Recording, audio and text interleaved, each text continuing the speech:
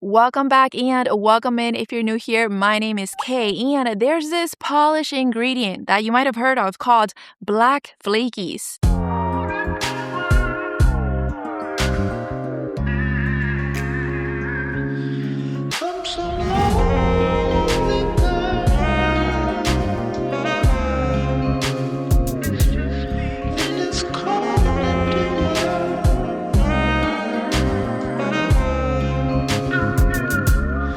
Well, it's getting...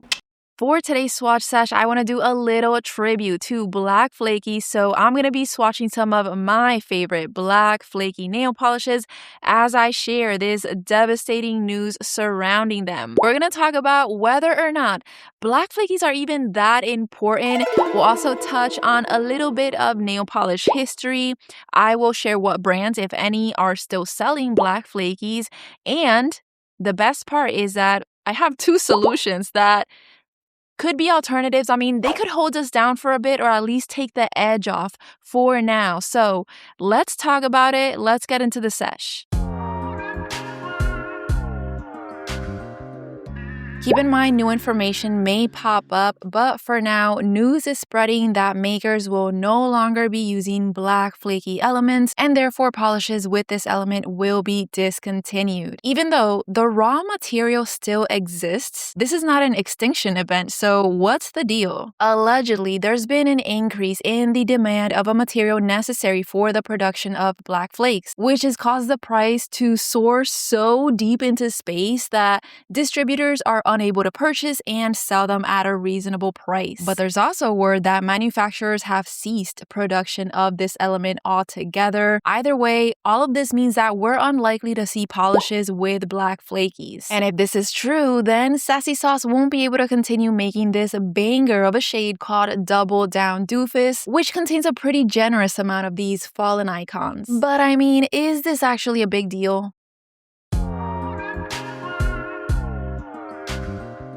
Okay, I know not everyone cares about black flakies, so I'm guessing it's not a big deal for everyone. Black flakies are a bold element after all, and because of that, it can attract or repel people. But I do feel for the makers, especially the ones who heavily relied on them for their execution style. Imagine having a signature art style or fashion style or cooking style, and all of a sudden a crucial ingredient or piece is pulled from the market. It could be impactful even if this is a temporary situation, which I have no clue if it is or not. There's also the nail polish enthusiasts who are obsessed with them. I actually have a couple of polishes myself that I was convinced to buy because they had black flakies, this one, Mogwishin, being one of them. I wouldn't have bought this polish if all it had was these blue elements, for example. It just wouldn't have been interesting or grungy enough for me to buy. So let's talk about formulation.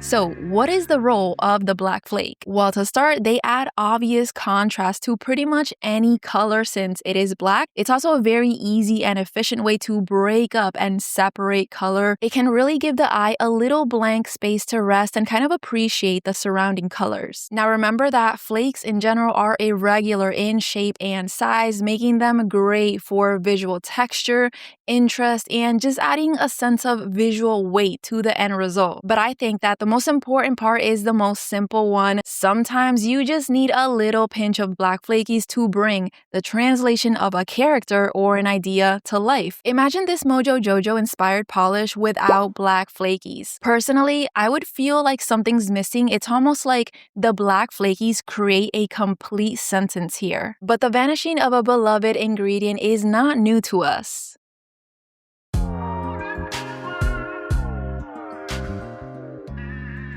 Luckily, the nail polish community is not new to ingredients suddenly disappearing. This has happened before with, yes, Unicorn Pea, freshly preserved in Clarence 230 bottles, which some describe to be a 2000s icon, a straight up legendary divine piss. This was a red to green color shifting pigment that the nail polish community couldn't seem to get enough of, and then the P dried out. It was discontinued in 2008. Some people say it's because the government started using it to print currency. Others say that the patent owner died and took the recipe with them. And I've read other claims that it's because the factory that produced it was shut down. But if any of that's true, how come some brands still claim to include unicorn pea in some of their formulas? I'm not saying their claim is or isn't true. Keep in mind, there's also word that OGUP is sold on black market, and if you wanted to own Clarence 230 mythical urine, you still can. Just hand over $400 to $500 on places like eBay, but is there a black market for black flakies, or can we replace it?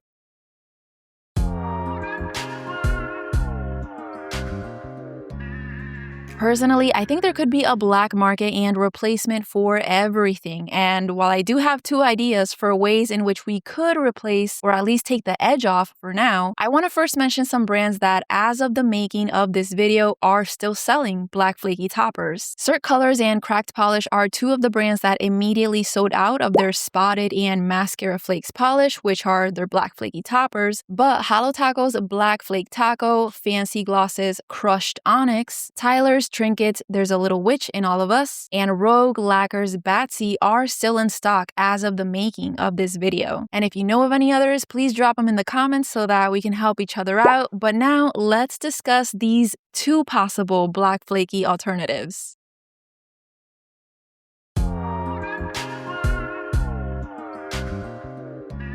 Keep in mind that these two ideas are not my own. In fact, there is one nail polish brand that's already doing this, Death Valley Nails, a quirky indie brand that has a special line of polish called Dust to Dust, which features elements sourced from natural materials like rocks, bones, flowers, and other materials that fall in those categories. They have one polish in particular called Black Tourmaline, made with real crushed tourmaline, which may not be an exact black flaky dupe, but it is taking us in that direction. And while Death Valley Nail really grinded down that tourmaline to create a smaller particle size, I suppose you can get bigger pieces if you wanted to. However, I'm about to show you a better alternative that I might even dare call a possible quick fix.